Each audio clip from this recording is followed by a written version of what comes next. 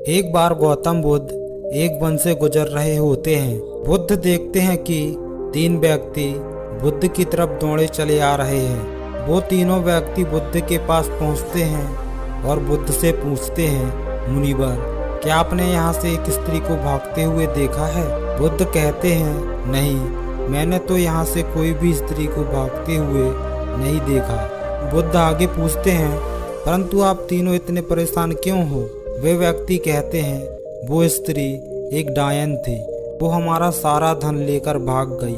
बुद्ध कहते हैं, अकारण ही वह तुम्हारा धन लेकर भाग गई। वे व्यक्ति कहते हैं, अकारण तो नहीं, हम तीनों ने उस स्त्री को आमोद प्रमोद के लिए लाए थे, परंतु उसने हम तीनों को ही मदिरा पिला पिलाकर बेहोश कर दिया और फिर हमारा सारा धन लेकर वहां से भाग गई। ये सुनकर बुद्ध मुस्कुराते हैं और कहते हैं, अच्छा है, उसने तुम्हारा कुछ बोझ हल्का कर दिया।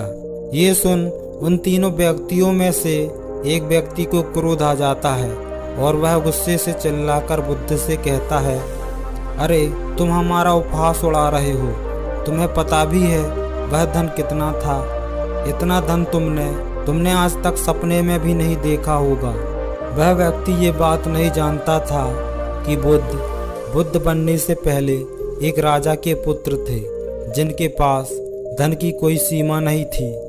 बुद्ध कहते हैं, वो स्त्री तो अभी भी तुम्हारा सबसे कीमती धन लूट रही है और तुम कुछ नहीं कर पा रहे हो। उन तीनों व्यक्तियों ने आश्चर्य से कहा, परंतु ये कैसे हो सकता है? धन तो उसने हमारा कल रात को लूटा था, पर आप ये क्या कह रहे हैं कि वो अभी भी हमारा धन लूट रही है? बुद्ध कहते हैं, धन उसने भूतकाल में लूटा था, लेकिन तुम उसके बारे में सोचकर अपना वर्तमान गंवा रहे हो।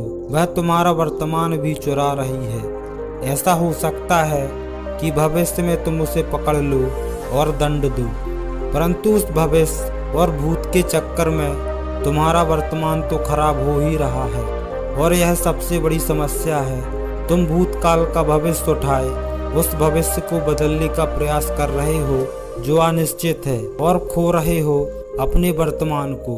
उन तीनों में से एक व्यक्ति कहता है, बात तो सही है, लेकिन अगर हम इसी क्षण में जिए तो? बुद्ध कहते हैं, यदि तुम इसी क्षण में जी पाए तो तुम अपने आप को जान पाओगे और अपने सारे दुखों का कारण भी जान पाओगे। उन तीनों व्यक्तियों में से एक व्यक्ति हंसते हुए कहता है, क्या आप अपने आप को जान पाए? और अगर जान भी पाए तो उससे क्या बदल गया? उन तीनों व्यक्तियों में से एक व्यक्ति के पास बांसुरी होती है। बुद्ध कहते हैं, मित्र, जरा तुम अपनी बांसुरी मुझे दो। ये सुनकर वो तीनों व्यक्ति हंस पड़ते हैं और कहते हैं, अब सन्यासी बांसुरी बजाएगा। बुद्ध बांसुरी लेते हैं और बजाना शुरू करते हैं। जैसे ही बुद्ध बांसुरी बजाना आरंभ करते हैं, आसपास के पेड़ों में बैठे पक्षी बुद्ध के आसपास मड़राने लगते हैं और वो तीनों व्यक्ति भी बुद्ध की बांसुरी की धुन में पूरे तरीके से खो जाते हैं। कुछ देर बाद बुद्ध बांसुरी बजाना बंद कर देते हैं, परंतु अभी भी वो तीनों व्यक्ति बुद्ध को एकटक देखे जा रहे थे, क्योंकि उन्होंने आज से पहले इतनी मधुर बांसुरी कभी नहीं सुनी थी। वे व्यक्ति बुद्ध से पूछते हैं, आप इतनी मधुर बांसुरी कैसे बजा पाते हैं? बुद्ध कहते हैं, यदि तुम भी इतनी मधुर बांसुरी बजाना चाहते हो तो बांसुरी पर ध्यान न लगाकर अपने जीवन के ऊपर ध्यान लगाओ, अपने आप को जानने के ऊपर ध्यान लगाओ। यदि तुम अपने आप को जान सके तो बांसुरी अपने आप ही मधुर बजेगी और सब लोग उसको सुनकर आनंदित होंगे।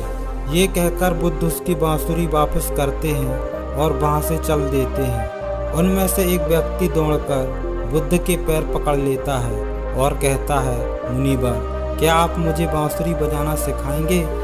बुद्ध मुस्कुराते हैं और कहते हैं, अवश्य, परंतु मैं तुमसे तुम्हारा सारा अहंकार छीन लूंगा। और वह व्यक्ति बुद्ध का शिष्य बन जाता है।